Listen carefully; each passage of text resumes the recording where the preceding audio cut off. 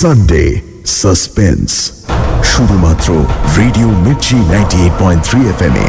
It's hot. Bangla সাহিত্যের রোমাঞ্চকর কিছু গল্প দিয়ে সাজানো আমাদের এই বিশেষ নিবেদন সানডে সাসপেন্স। আজ আপনার জন্য শিশির বিশ্বাসের লেখা হরিহর আত্মা। আজকের গল্পটি আমরা নিয়েছি পারুল প্রকাশনী থেকে প্রকাশিত শীর্ষেন্দু মুখোপাধ্যায় সম্পাদিত 25টি নতুন ভূত এই বইটি থেকে। এই সংকলনের গল্পগুলি এর আগে কোথাও প্রকাশিত হয়নি, একেবারে সরাসরি এই বইতে। প্রধান চরিত্রে হরিশঙ্কর ও হরনাথ, গল্প পাঠে মীর, গল্পের সূত্রধার সোমক। শুরু হচ্ছে হরিহর আত্মা।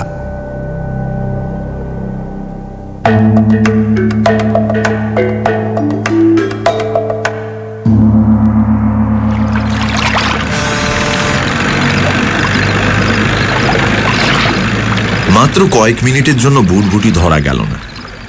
হরিশঙ্কর যখন ঘাটে পৌঁছলেন, শেষ ভুটভুটি তখন এগিয়ে গেছে অনেকটাই। রাতে খড়গলির ঘাট থেকে জিরাট যাওয়ার এটাই শেষ ভুটভুটি। অথচ রাত এমন কিছু বেশি নয়, সবে 8টা। তার উপর আজ সপ্তমী পুজো। বছর কয়েক আগেও এই দিনে রাতভর ভুটভুটি চলত। এই বাইচচর থেকে দল বেঁধে মানুষ পুজো দেখতে যেত ওপারের জিরাটে। জিরাট থেকেও অনেকে আসতো বাইচচরের পুজোয়। তখন গোটা 5 পুজো হতো এদিকেও। গ্রাম হলেও বাইচচর তখন হেলাফেলার নয়, মস্ত গ্রাম। হাজার কয়েক মানুষের বাস, 3টে স্কুল, বিডিও, পঞ্চায়েত আর ইরিগেশন অফিস। একেবারে গম গম করত। নদীর ভাঙনে মাত্র বছর 15-র মধ্যে সব শেষ। বাড়ি জমি হারিয়ে অনেকেই গ্রাম ছেড়ে গেছে। যারা আছে তারা দিন গুনছে যদি কোনোদিন মা গঙ্গা ফের মুখ তুলে তাকান সেই আশায়। এই খড়গলির ঘাটের কাছেও আগে বড় একটা পুজো হতো। এই সপ্তমীর রাতে তখন মানুষের ঢল। মেলা, দোকানপাট, নাগরদোলা, চরকি পাক আর নৌকো বাইচ। সন্ধ্যের পরেও আলোর রোশনাই মানুষের মেলা। আর আজ নিশুতি থমথমে রাত। ঘাটের পাশে ছোট্ট একটা দোকান, মহামায়া স্টোর্স। একসময় বেশ বড় ছিল এই দোকান, পাওয়া যেত সবকিছুই। এখন টিম টিম করে টিকে আছে। শেষ ভুটভুটি ছেড়ে যেতে ঝাঁপ ফেলার তোড়জোড় করছিল বছর 15 বয়সের একটি ছেলে। হরিশঙ্করকে দেখে ভুরু কুঁচকে বলল, আরে জ্যাঠামশাই যে এই রাতে? হ্যাঁ রে ভাই, একটু জিরাট যাব। কিন্তু ভুটভুটি যে ছেড়ে গেল জ্যাঠামশাই। আর সে তো দেখছি, দেখিয়ে গিয়ে কোনো জেলে নৌকো পেয়ে যাব ঠিক। ছেলেটার নাম কিশোর। বিলক্ষণ চেনে গ্রামের এই প্রবীণ মানুষটিকে। বলল, এত রাতে একা নৌকোর খোঁজে যাবেন? চলুন তো, আমিও সঙ্গে যাব, চলুন। এই না না, এই সামনেই পরীক্ষা তোর, তুই বাড়ি যা তো এবার, সময় নষ্ট করিস নে, যা। প্রায় হাঁ হাঁ করে উঠলেন হরিশঙ্কর। বড় ভালো ছেলে এই কিশোর। বাড়িতে বাবা অসুস্থ, মা ছেলে মিলে এই দোকানের ওপর নির্ভর করে কোনো মতে টেনে চলেছে সংসার। সেই সাথে পড়াশোনাও। এবার উচ্চ মাধ্যমিক দেবে। হয়তো সেই সকালের পর পেটেও কিছু পড়েনি ছেলেটার। শহর কলকাতার ছেলেরা ভাবতেও পারবে না এসব। মানুষটার মুখের দিকে তাকিয়ে কিশোর আর কথা বাড়ালো না। কি ভেবে দোকানের এক কোণা থেকে হাত 2 লম্বা মোটা একটা লাঠি এগিয়ে দিয়ে বলল, এটা নিন তো, এটা রাখেন। হরিশঙ্কর এবার আর আপত্তি করলেন না, বরং খুশিই হলেন। রিটায়ার করেছেন আজ প্রায় 10 বছর। 70-এর কোঠায় বয়স হলেও দেখে বোঝার উপায় নেই। মনের জোরও অসাধারণ। এই শেষের ব্যাপারটা অবশ্য হরিশঙ্করের আজন্ম। খুব গরিব ঘরের মানুষ ছিলেন। এই কিশোর ছেলেটার মতোই মানুষ হয়েছিলেন খুব কষ্টের মধ্যে। তারপর স্ত্রী যখন মারা যায়, 2 ছেলে তখন একেবারেই নাবালক। কলকাতায় ভাড়া বাড়িতে থাকেন, দেখাশোনার কেউ নেই। বলা যায় 2 ছেলের কথা ভেবেই ফিরে এসেছিলেন বাইচচরের এই গ্রামের বাড়িতে। কষ্ট হলেও এই বাইচচর থেকেই কলকাতায় অফিস করেছেন। ফিরতে অনেক রাত হয়ে যেত। তবে তাতে ছেলেদের সমস্যা হয়নি। বাড়িতে কাজের মানুষ ছিল, আর ছিল হরনাথ। বড় ভালো মানুষ ছিলেন ওই হরনাথ। ছেলেবেলার বন্ধু, একই ক্লাসে পড়তেন। কেউ সামান্য টিফিন আনলেও দুজন ভাগ করে খেতেন। সবাই বলতো হরিহর আত্মা। পড়া শেষ করে হরনাথ গ্রামের স্কুলেই মাস্টারি শুরু করেছিলেন। বিয়ে থা করেননি। 2 ছেলেকেই তিনি সঁপে দিয়েছিলেন তার হাতে। হরনাথ বিমুখ করেননি। হরিশঙ্করের 2 ছেলেই এখন সফটওয়্যার ইঞ্জিনিয়ার, বিদেশে বড় চাকরি করে। বাবাকেও নিয়ে যেতে চেয়েছিল, কিন্তু রাজি করাতে পারেনি। বরং রাত দুপুরে ছেলেরা যখন ফোনে বাবার খবর নিত, সামান্য বিরক্তই হতেন কখনো।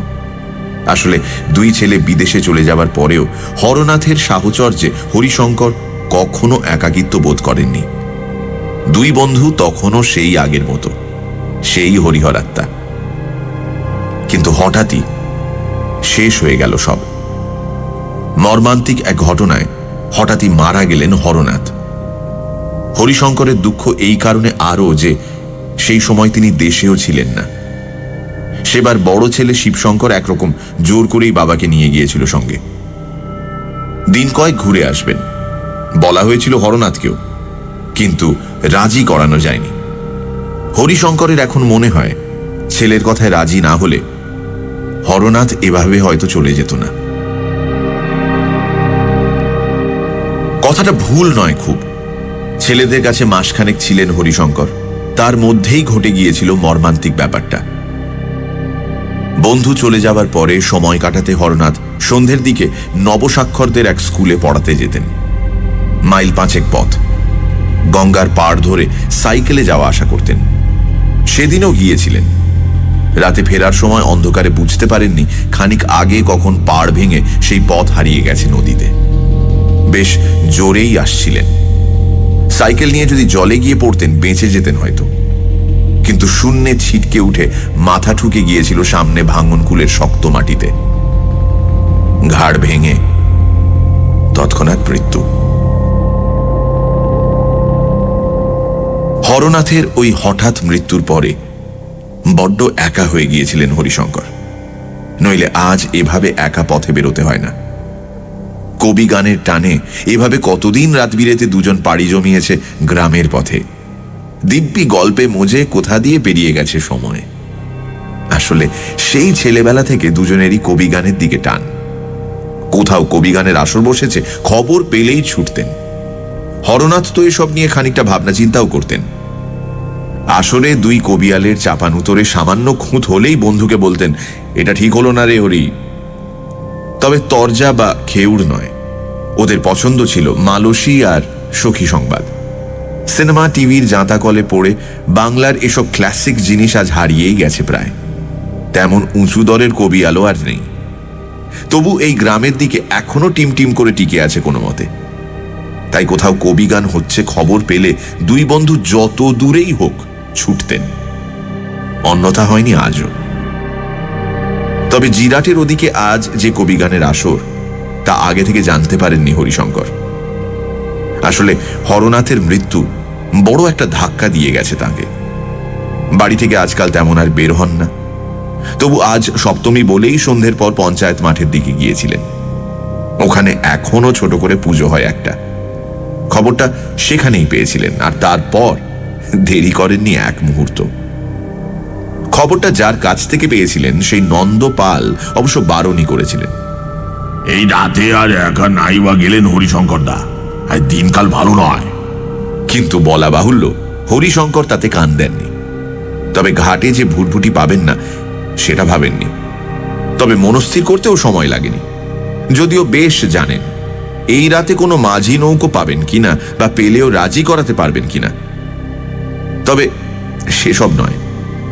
হরিশঙ্করের মাথায় তখন পাক খাচ্ছিল হরনাথের কথা।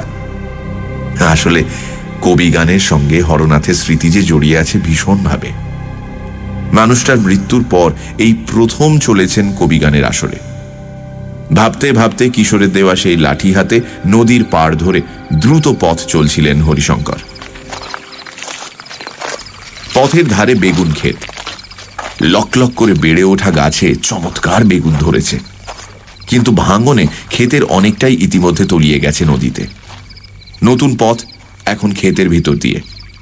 পায়ে পায়ে মুড়িয়ে গেছে অনেক গাছ। এদিকে বেশিরভাগ জমিতেই তাই চাষবাস বন্ধ।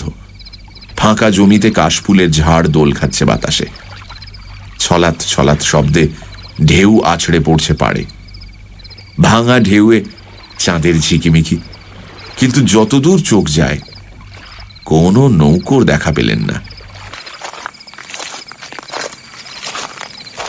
কাশফুলের ফাঁকা জমিটা পার হয়ে পোড়ো এক আম লিচুর বাগান। কতক গাছ ভেঙে নদী গর্ভে চলে গেছে, কতক হেলে পড়ে দিন গুনছে। সেই বাগানের কাছে এসে হঠাৎ তার নজরে পড়ল ভাঙা পাড়ের নিচে ছোট একটা নৌকো। শুধু তাই নয়, অদূরে বাগানে এক গাছের তলায় দুটো মানুষ। ওকে দেখেই ঝট করে সেঁধিয়ে গেল ঝোপের অন্ধকারে। তবে ব্যাপারটাকে পাত্তা না দিয়ে হরিশঙ্কর এগিয়ে যাচ্ছিলেন নৌকোর দিকে। হঠাৎ অন্ধকার ফুঁড়ে সেই লোক দুটো বের হয়ে এলো। কর্কশ গলায় বলল, এই বোটা ভাগ। এই গ্রামেই জন্ম হরিশঙ্করের। অপরিচিত কেউও কোনো দিন এভাবে তার সঙ্গে কথা বলেনি। আজও এই অঞ্চলে যথেষ্টই সম্মান তার। তবু ব্যাপারটা গায়ে না মেখে এগিয়ে চললেন তিনি। আর তখনই গাছপালার ফাঁকে আবছা আলোয় নজরে পড়ল ব্যাপারটা। বাগানে মালিদের জন্য একসময় ছোট একটা ঘর ছিল, এখন পরিত্যক্ত। জনা কয়েক মানুষ ধরাধরি করে সেই ঘরের ভিতর থেকে মুখ বন্ধ বড় একটা ভারী বস্তা নিয়ে চলেছে নৌকোর দিকে। ব্যাপার দেখে হরিশঙ্করের বুঝতে বাকি রইল না, লোকগুলো সাধারণ নয়। এভাবে এগিয়ে যাওয়া ঠিক হয়নি একেবারেই। মুহূর্তে পিছন ফিরতে যাবেন, লোক দুটো ছুটে এলো ওর দিকে। একজনের হাতে বড় একটা ভোজালি। কেউ কর্কশ গলায় চেঁচিয়ে উঠল, মার ডালো বুড্ডাগো মার। যৌবনে একবার তাড়া করে ডাকাত ধরেছিলেন হরিশঙ্কর। এত সহজে হার মানার পাত্র নন। ভোজালি হাতে লোকটা ততক্ষণে এগিয়ে এসেছে আরো। হাতের লাঠিটা ধরাই ছিল। মুহূর্তে সেটা চালিয়ে দিলেন তার মাথা লক্ষ্য করে। আর তো চিৎকার করে লোকটা মুহূর্তে মাটিতে পড়েই স্থির হয়ে গেল। এমনটা হবে ভাবতেও পারেনি তার সঙ্গী। তবে এসব অভ্যেস আছে তার। হতবুদ্ধি ভাবটা কাটিয়ে উঠতে তাই সময় লাগলো না। মুহূর্তে কোমরে শার্টের তলায় হাত ঢুকিয়ে বের করে আনলো একটা দেশি পিস্তল। লোকটার সঙ্গে আগ্নেয়াস্ত্র থাকতে পারে ভাবেননি হরিশঙ্কর। তবু সামলে উঠে ফের হাতের লাঠি চালালেন। ওদিক থেকে আগ্নেয়াস্ত্রটাও গর্জে উঠল সেই মুহূর্তে। এক ঝলকা আগুন আর কান ফাটানো শব্দ।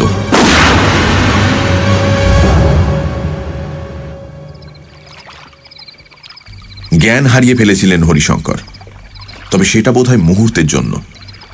চোখ মেলেই বুঝলেন পড়ে আছেন মাটিতে। পাশে একটা মানুষ, বয়স প্রায় তারই কাছাকাছি, তবে অন্ধকারে মুখটা দেখতে পেলেন না। মুহূর্তে ধড়মড়িয়ে উঠে বসে চারপাশে তাকালেন। সেই লোক দুটোকে দেখতে পেলেন না কোথাও। মাটিতে চাপ চাপ রক্তের দাগ শুধু। মাটিতে চাপ চাপ রক্তের দাগ শুধু। হাঁ করে তাকিয়ে আছেন। পাশের লোকটা বলল, সাবাস মশাই, লাঠির দুই গায়ে সন্ধ্যা দুটোকে শেষ করে দিলেন। এলেম আছে বটে, কিন্তু কিন্তু কোথায় তারা? এর মধ্যেই সরে পড়ল। অবাক হয়ে বললেন হরিশঙ্কর। কি দরকার মশাই অত খোঁজে? তাতে চলুন তো সরে পড়ি, এরপর থানা পুলিশ হবে মেলা ঝামেলা। যুক্তি মন্দ নয়। এই বয়সে এসব হ্যাপায় না থাকাই ভালো। চটপট উঠে পড়লেন তিনি। পাশে লোকটা বলল, চলুন বাড়িতে পৌঁছে দিয়ে আসি। শরীরটা ফের ঝরঝরে হয়ে উঠেছে, তবু লোকটার কথা ফেলতে পারলেন না। যা কাণ্ড হলো, এরপর আর ঝুঁকি না নেওয়াই ভালো। বললেন, তাই চলুন, কিন্তু আপনাকে যে ঠিক চিনতে পারলাম না। এদিকে নতুন বুঝি? লোকটা সেই কথা জবাব না দিয়ে দ্রুত পথ চলতে লাগলো। তাল দিতে না পেরে একটু পিছিয়ে পড়েছিল হরিশঙ্কর। হঠাৎ একটা ব্যাপার ঘটল। নদীর পাড় ধরে সরু পায়ে চলা পথ। সামনের মানুষটা দ্রুত এগিয়ে চলেছেন। আবছা চাঁদের আলোয় হরিশঙ্করের নজরে পড়ল সামনে মানুষটা যেখান দিয়ে চলেছেন সেখানে বড় একটা ফাটল। সাবধান করতে যাবেন, ফাটলটা আরো হাঁ হয়ে দুলে উঠল মাটি। বিশাল চাঙড়টা ভেঙে পড়বে এক্ষুনি। ছুটে গিয়ে হরিশঙ্কর যখন তাকে টেনে আনলেন, তার প্রায় সঙ্গে সঙ্গে বিশাল চাঙড়টা হুড়মুড় করে ভেঙে পড়ল নদীতে।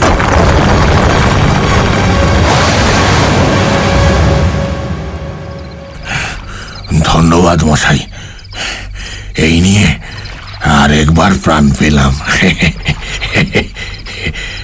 হাঁপাতে হাঁপাতে লোকটা বলল, কিন্তু সেই কথা কানেই গেল না হরিশঙ্করের। ততক্ষণে মানুষটার মুখের দিকে নজর পড়েছে। বিস্ময়ে হতবাক হয়ে বললেন, আরে হরনাথ, তুই এখানে কি করে এলি? ম্লান হাসি লোকটির মুখে। কেন আসতে নেই বুঝি? আসলে ব্যাপার কি জানিস, সবাই ভুল খবর দিয়েছিল তোকে। আমি মরিনি রে, দেখতেই তো পাচ্ছিস বেঁচেই আছি দিব্যি। অবশ্য আজ এইভাবে তুই না বাঁচালে অন্যরকম হয়ে যেত।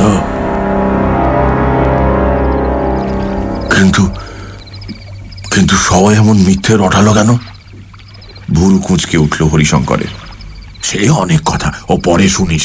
তার আগে বল, এই রাতে একা ওদিকে যাচ্ছিলি কোথায়? আর বলিস না, তুই নেই তাই একাই বের হয়েছিলাম কবি গান শুনতে। তা হলো আর হরনাথ। খুশিতে দু চোখ জল জল করে উঠল হরিশঙ্করের। কবি গান? আনন্দে দু চোখ নেচে উঠল হরনাথেরও। কোথায় রে? জিরাটের ওদিকে, ষষ্ঠীতলার।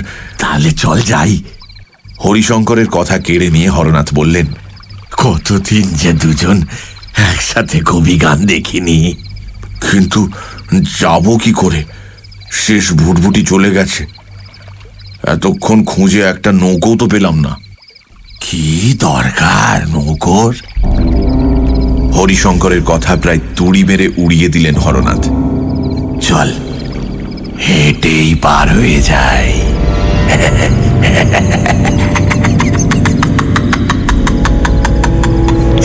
বলতে বলতে বন্ধুর হাত ধরে হরনাথ নেমে পড়লেন জলে। হরিশঙ্কর অবাক হয়ে দেখলেন কারো গোড়ালি ডুবল না। দিব্যি হেঁটে চলেছেন জলের উপর দিয়ে। সেই কতদিন আগের মতো খুশিতে গল্প করতে করতে দুই বন্ধু চলতে লাগলেন ষষ্ঠীতলার মাঠে কবি গানের আসরের দিকে।